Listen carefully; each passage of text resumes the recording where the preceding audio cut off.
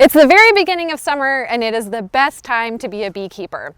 The whole season is upon us, and what we're going to do is going to influence how well our populations grow, how healthy they are, and the honey crop that we get. In this video, we're going to go over 3 summer management things that you can think about.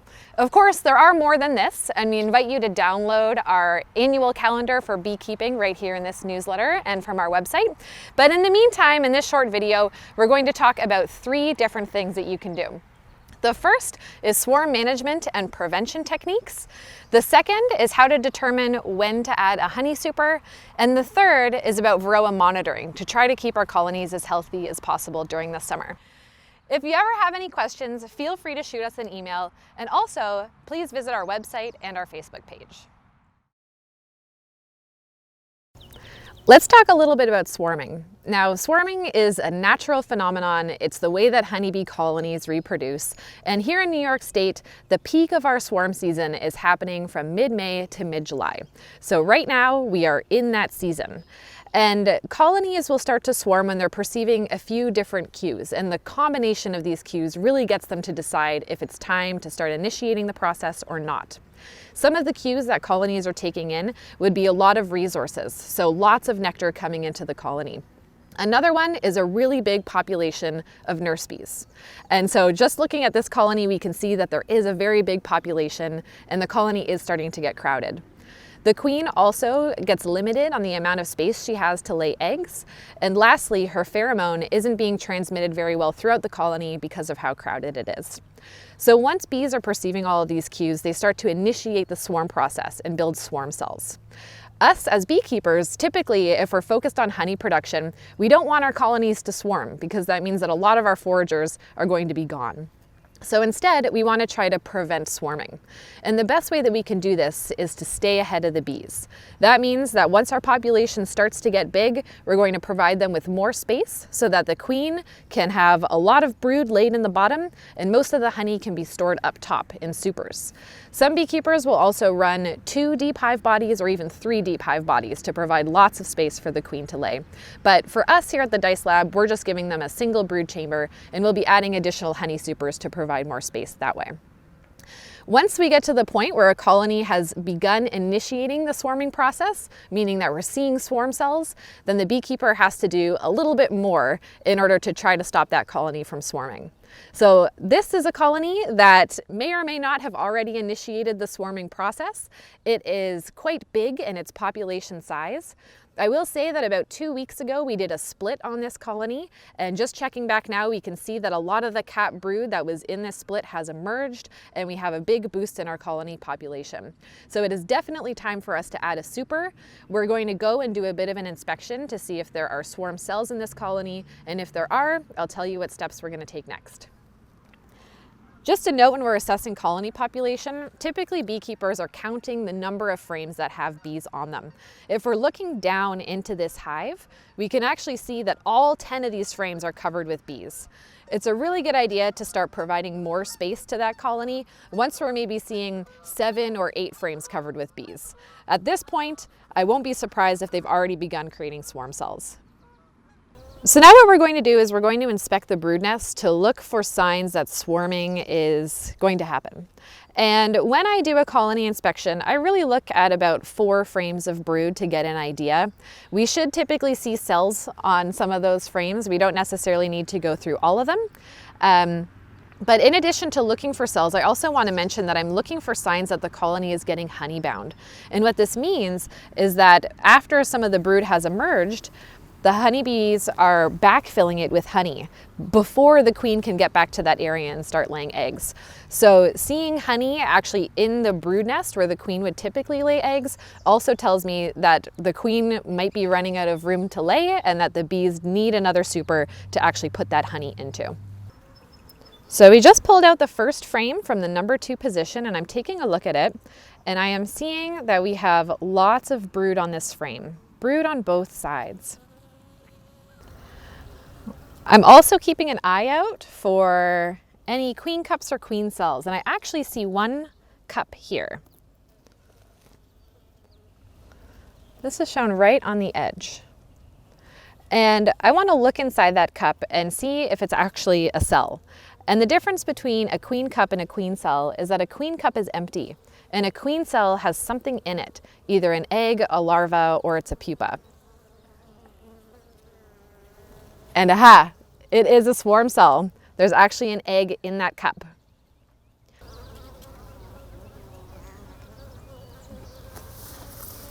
So now we know that this colony has initiated the swarm process. We found one cell with an egg inside of it. So what should we do? Should we cut out that cell right away? I'd say no. I'd say that what we want to do is we want to actually tell when this colony initiated the process. Is this the only swarm cell that's in the hive with just a single egg in it? If so, then we can be pretty confident that they haven't left yet, and we can cut out that cell and continue to provide space. But instead, I want to keep looking to see if there's older cells and especially capped cells inside of this hive. A colony can swarm as soon as 10 days after that first cell is actually initiated. And so if we're seeing any cells that are capped, the colony might have swarmed already. So how can we tell? We can tell by looking for eggs inside the frames. That'll tell us that the queen has been here at least 3 days ago. And if we see the queen herself, then that's a really good sign. If most of the swarm cells that we're seeing have very young larvae or just eggs, and we're also seeing lots of eggs in our frame, then we can be pretty confident that the colony hasn't swarmed. We can cut out those cells and we can provide the colony instantly with more space. If we are seeing that there are some capped queen cells, then I want to go through all of these frames and actually find the queen to make sure that it hasn't swarmed yet. The last thing that I would want to do is to cut out all the cells from a colony that has already swarmed, because that means that there's no way they're going to be able to rear a new queen. So let's start going through frame by frame and seeing what we can find. So the first thing that I'm going to do is I'm actually going to look for eggs. And we had a lot of young larvae on here, so I feel like we might find eggs too. And we do. We have eggs on this frame.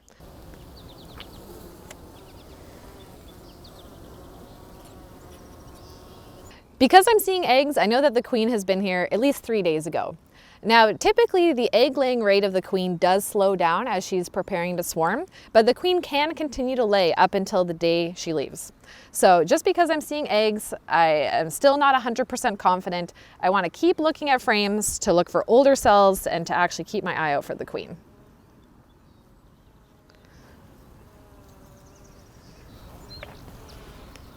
I'm just going to lay this frame down here. I'm also keeping a mental note that that first cell that I saw was actually in frame position number 2.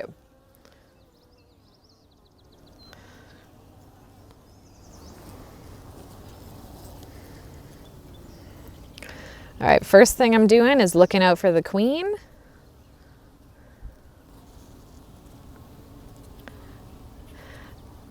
Okay, I don't see her on this frame, but now I'm going to look for additional swarm cells. And I see a couple more things going on here. So one thing that I'm seeing is right here. And this one is actually just a cup. There's no egg in it, no larva. And then I also see a couple more up here too. So taking a look inside there, aha, I see a more advanced cell.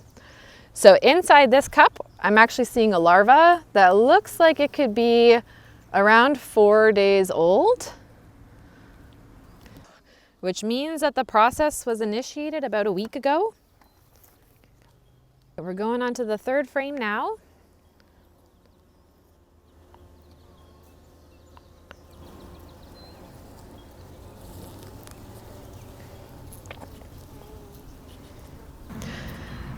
So you'll notice that a lot of the cells that we were looking at, they tend to be along the bottom of the frame.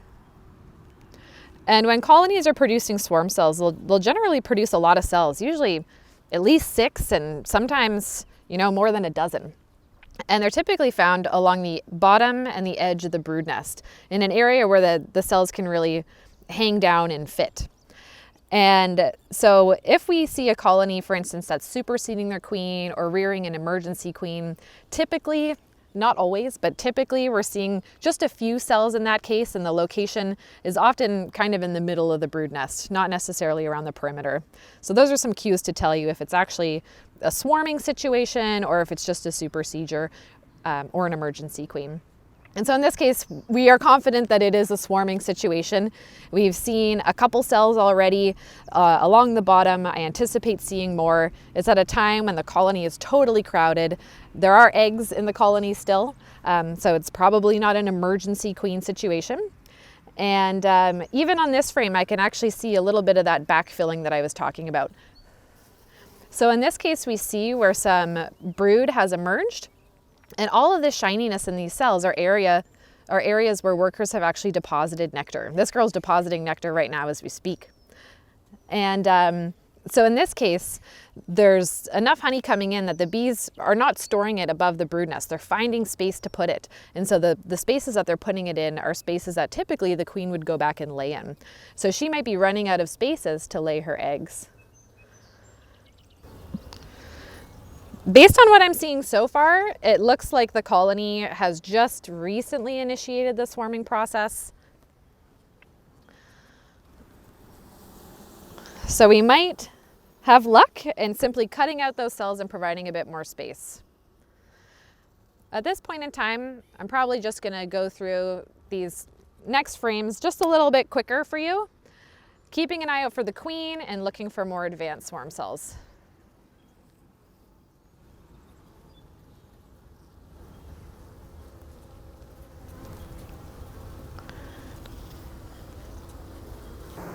There's the queen.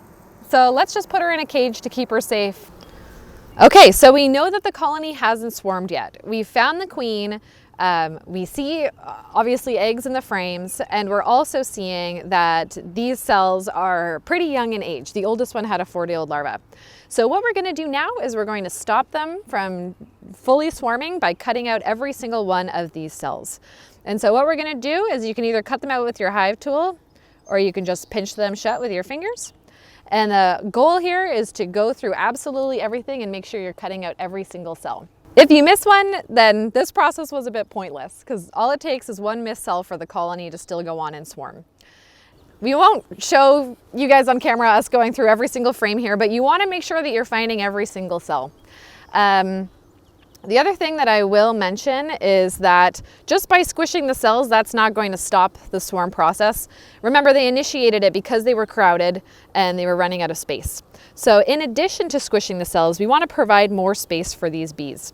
So what I'm going to do right away is I'm going to provide them with a super. And a super is the typical way that beekeepers provide more space, but there are a few other ways that you can provide space to bees. One way is called expanding the brood nest.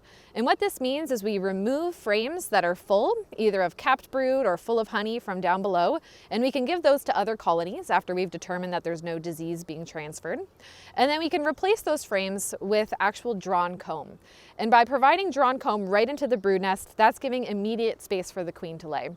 And folks can either do just a couple frames, or they can actually intersperse the frames with a frame of drawn comb, a frame that currently existed, a frame of drawn comb, a frame that currently existed, and so on. One thing that you want to keep in mind is that you're not actually expanding the brood nest with frames of foundation. Remember, foundation isn't going to be providing immediate space for the queen to lay. It's going to take time for the workers to draw out those cells. So we can still have colonies initiate the swarm process again, even if we give them frames of foundation. So drawn comb is definitely the way to go. But what we're going to do today is we're actually just going to add a super that we've already got set up over here. After you have provided more space and have closed up this colony, we're actually going to want to come back here between 7 to 10 days from now to do this whole process over again. You're going to want to look to see if they are initiating swarming one more time, and if so, repeat the steps that we talked about. Now, what are we going to do if we find that our colony has already swarmed? We're seeing capped cells in here. The queen is gone. She's nowhere to be found. There aren't any eggs left in this colony. Well, the best thing that you can do is just close up your hive and let nature take its course. Come back in a few weeks to see if that colony has reared a new queen and if she's gone out and mated and is now laying. All right, we've cut out all the cells. I'm going to just double check this last guy before I put it in. And then I'm going to give these girls a super.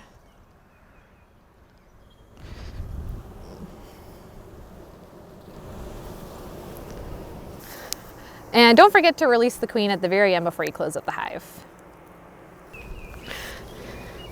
And we'll come back in a week and see if the space helped or if we need to repeat the process.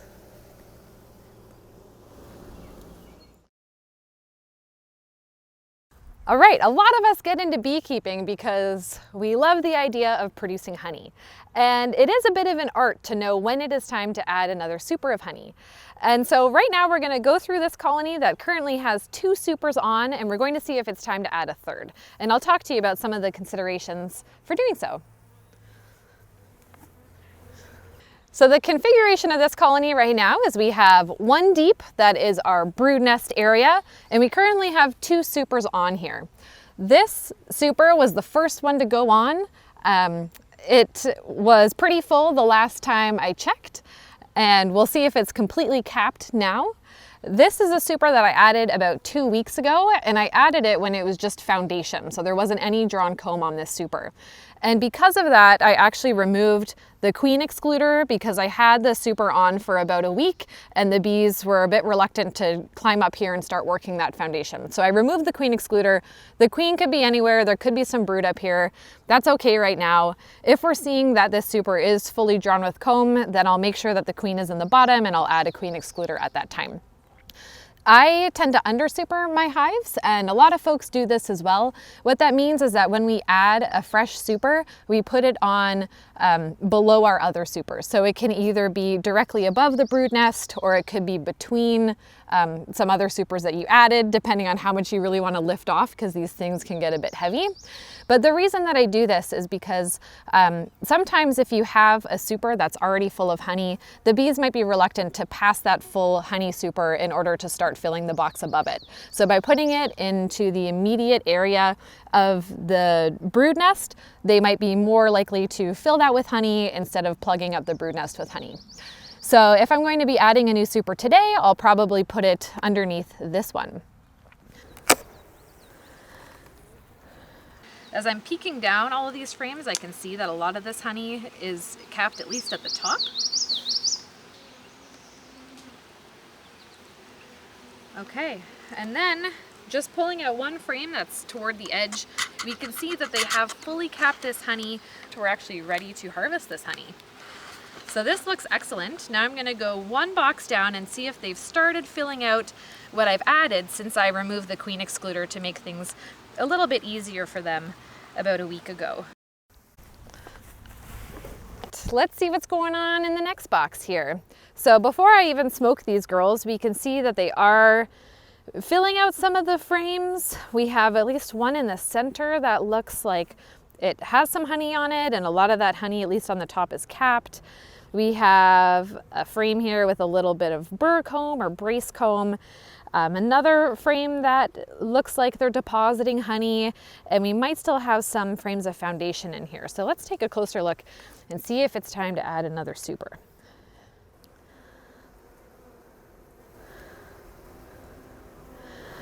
Okay, so this is an example of a frame that they are just starting to draw out that plastic foundation that I have, and we have some bees that are starting to fill it with nectar.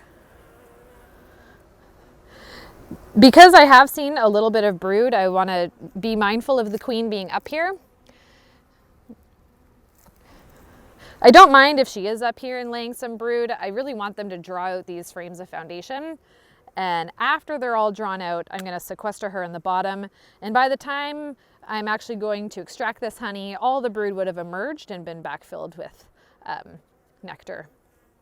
So here's a frame that is, some parts of it are fairly drawn. They're at least getting started across the whole frame. We have some girls filling it with nectar here. You can see that there was some old brood here in the past, so this might not have been just a pure foundation frame, but one that was drawn out a little bit earlier on.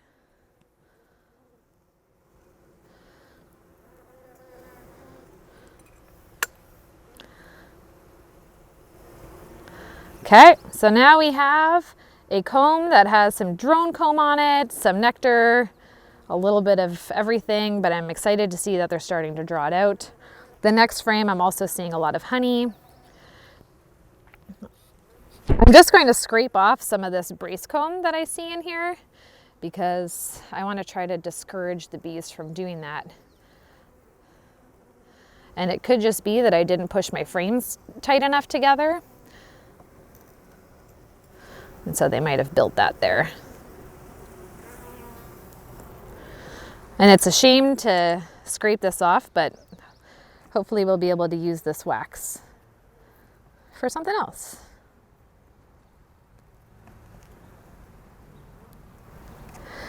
And a lot of people will actually put 9 frames in their supers because then they can draw out the honey nice and thick and it's really easy to uncap. For me, I find that it's a good idea to do after your combs are already drawn. If I were to space these combs out right now, then they might build a lot of brace comb instead of building on the foundation. But I can see that these last 4 frames are just foundation at this point in time. So I'm still going to give these bees another week or even 2 weeks, depending on if we have a nectar flow come in that time, before I give them another super. So they're not quite ready yet. I'm also not going to add a queen excluder yet because I would like to see them draw out all of these frames before I do so. All right, so my moves at this time are I can extract this honey right away if I want to. I can add a bee escape and get this off and get a nice spring varietal honey, or I can just leave it as is, and sometimes having the smell of honey above them will continue to entice the bees to move into this box.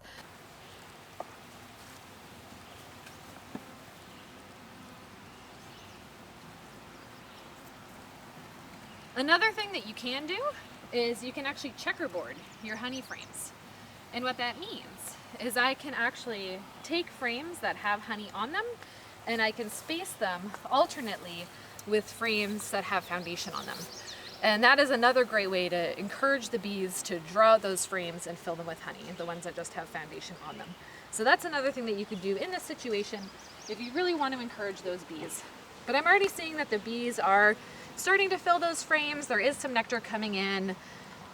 We are hoping to have a flow come in soon.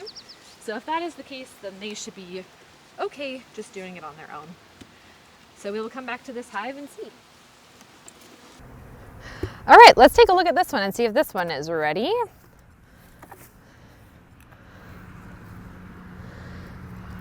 So this is also another super that we added about 2 weeks ago, and I remember this colony was pretty strong when we added it. And I knew to add that initial super because I was seeing that almost all of the frames downstairs were full of bees and that they had all drawn comb down there, so they were ready for more space. I would say about 8 out of 10 frames were full of bees, so they were getting a little bit crowded down there. One thing that is good to remember when you're adding supers is that you want to try to stay ahead of the bees. And this is where the art really comes into play. You want to give the bees room to store honey above the brood nest before they start to store it in the brood nest. If we're starting to see that there's honey being plugged in the inside of the brood nest, where typically the queen would be laying eggs, we consider that backfilling. And what that means is before the queen can get around to lay more eggs into the cells that have already emerged, they are already starting to fill that with food because there's not a lot of space to put their food elsewhere. And so that's kind of what we want to stay ahead of. We want to make sure that the queen has lots of room to lay, because once we're starting to get crowding and not a lot of room for the queen to lay, they're going to start to think about swarming. A lot of these foundation frames are already getting filled with honey, which is great to see. This is another colony, since this super was filled mostly with foundation, that I didn't add a queen excluder yet, so there could also be some brood up here.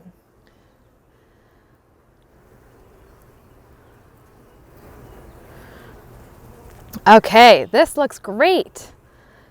All right, so if we're looking at this frame here, we can see that they've drawn out this foundation with fresh white wax, and they've filled most of that with nectar. Just kind of peeking down a lot of these frames here, we can see it on the next few. I'm seeing that a lot of these frames are the same situation, and the bees haven't yet capped it, but they are definitely filling it. If all of my frames are looking like this, then it is definitely time to add another super. I just want to see that the frames of foundation are drawn out and they are filling them with honey. Even if not all the frames are totally filled with honey, if they're about halfway filled, then that's a good time to add another box. That looks great. I'm just going to quickly check that the queen isn't on the back of this before I put it down on the ground, just because there are a lot of bees on here.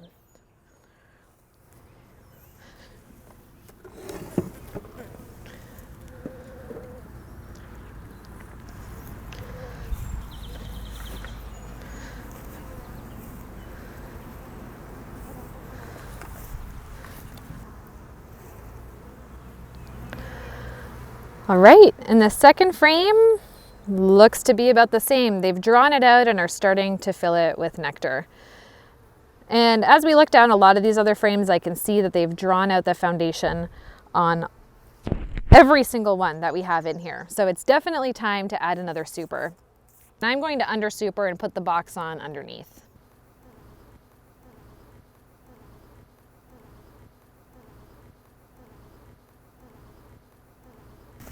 All right, so the super that I grabbed, it actually looks like a decent amount of this comb is drawn comb, stuff that we extracted last year. And so, you know, I might actually add the queen excluder because I think that they will be fine enough to just start working this. And a lot of folks ask how many supers they should be adding at a time. And I always tell folks that if your apiary is really easy to access, then you can add a super one by one. For instance, here at the Dyce Lab, we're about 10 feet from our office. So it's very easy to pop out and check what our situation is and throw on a super as needed. And that makes us feel good because then we know that the bees are adding the honey, filling the boxes, or at least drawing out the boxes before we add more. And it tells us that the bees are defending the amount of space that they can. The population suits the size of the box. But for beekeepers that aren't necessarily coming back to their yards all that often, maybe they're not coming back till after a month or even 2 months, then it is a good idea to throw on a couple extra boxes because it's better to give them more space to use than to risk having, you know, them swarm and not making a lot of a honey crop. So this is kind of a decision based on what your situation is.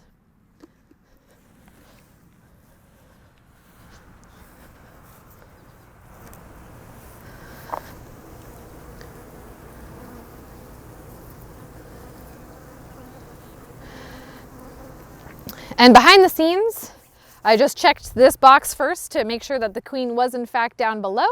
That's a good practice to do before you add an excluder because you don't want to accidentally trap her up in your honey super. So we'll be back in another couple weeks to see how well they've done on this super, and we might be adding another if it's time. Varroa mites and the viruses that they transmit are one of the biggest problems for colonies here in New York State. The best thing that we can do as beekeepers is to understand our Varroa levels over time, and that means monitoring regularly. By monitoring regularly, we're going to know exactly when our mite populations are exceeding our treatment threshold, and we'll be able to time our treatments really well. That means that we'll be able to knock down our mite levels before they've grown to very high levels, and hopefully before a lot of viruses have built up as well. We recommend monitoring monthly as your weather and time permits, but at least 4 times a year is a really good habit. So right now we're going to go through how to do an alcohol wash. This is the most popular method that beekeepers use here in New York State. And we really like using the Varroa Easy Check, which is a device by Vito Pharma. You can pick it up at a lot of bee equipment supply companies. Here in New York State, I know that Better Bee sells it too. And so with this device, it makes it really quick and easy to monitor Varroa. We're just going to put alcohol in the bottom of this cup, and we just pick up isopropyl alcohol at the drugstore. And then we're going to put about half a cup of bees into this device. It sits inside here, and then we have our lid on. You'll also notice that there are a lot of holes in this device. When we are shaking our bees, the alcohol and the shaking motion is going to help dislodge the mites from the bees, and the mites are going to fall through these holes into the bottom of this device, and the bees are going to stay inside of the cup. So when we are monitoring, it's always a great idea to monitor before and after you use a treatment. And when you're monitoring after, it gives you a really good idea of how that treatment worked. So typically, what we like to do at the lab is we like to bring our monitoring kit with us when we're pulling out our treatment strips or our treatment pads. And that way, as soon as we're taking the treatment off, we're quickly monitoring to make sure that the treatment worked and that our mite levels are below the treatment threshold. So when we're monitoring for mites, what we're going to be doing is we're going to be looking for a brood frame. We like a brood frame because mites prefer to feed on nurse bees, and they're found more often on nurses. So we're going to be selecting a brood frame. I have 2 leaning outside here, which are pretty good candidates. These frames have a mixture of closed and open brood on them. We're also going to make sure that the queen is not on this frame before we sample her because we do not want to accidentally kill her in this process. So we're just gonna pour some alcohol into this container here. And the good thing about doing alcohol washes is that you can reuse the alcohol for a lot of different colonies before it gets too murky to really see what's going on in there. You can also use your own device, so you can make a homemade device using a mason jar and screen, or you can even do a sugar shake method if you don't like the idea of sacrificing bees in order to do this test. I'm just going to scoot these bees directly into this container.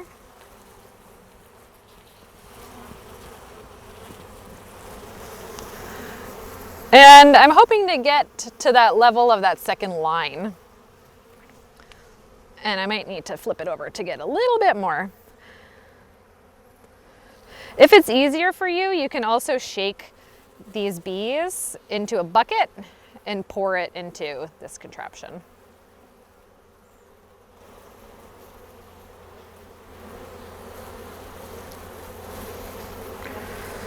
All right, so that looks pretty good.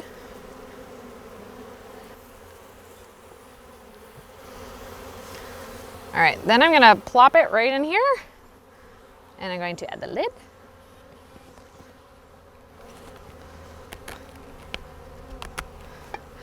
And now I'm going to give this a very vigorous shake. Okay, so let's remember what our treatment thresholds are for this time of year. So typically from early spring until August, we use the treatment threshold of 2 mites per 100 bees. And then later in August, September, October, November, we're using a higher threshold of 3 mites per 100 bees. So if we have about half a cup of bees in here, which is about 300 bees, then we're hoping to see fewer than 6 mites in this container. If I'm seeing 6 or more, then it's time to apply a treatment. And in early summer, when we have honey supers present and lots of brood present, the most common treatments that beekeepers are using is formic acid. So that's usually in the form of Mite Away Quick Strips or Formic Pro. There is another treatment that is registered for use with honey supers, which is called HopGuard 2. That's not quite as effective as formic acid when there is brood present in the colony, but we encourage you to visit our Varroa IPM guide to learn a little bit more about different treatment options. All right, let's see our verdict. Well, I'll be. There's no Varroa in here, which is fantastic. That's what we really like to see. We will come back in a month and do another monitor on these colonies. I will say that at this time of year, Varroa levels tend to be a little bit lower, though we have started to see them creeping up. The levels continue to build up throughout the summer and into fall, and we typically start seeing fairly high levels across the state in the months of August, September, and peaking in October. So keep diligent with monitoring, make sure you're aware of what your levels are, and if you ever have questions about treatment options, don't hesitate to reach out to us.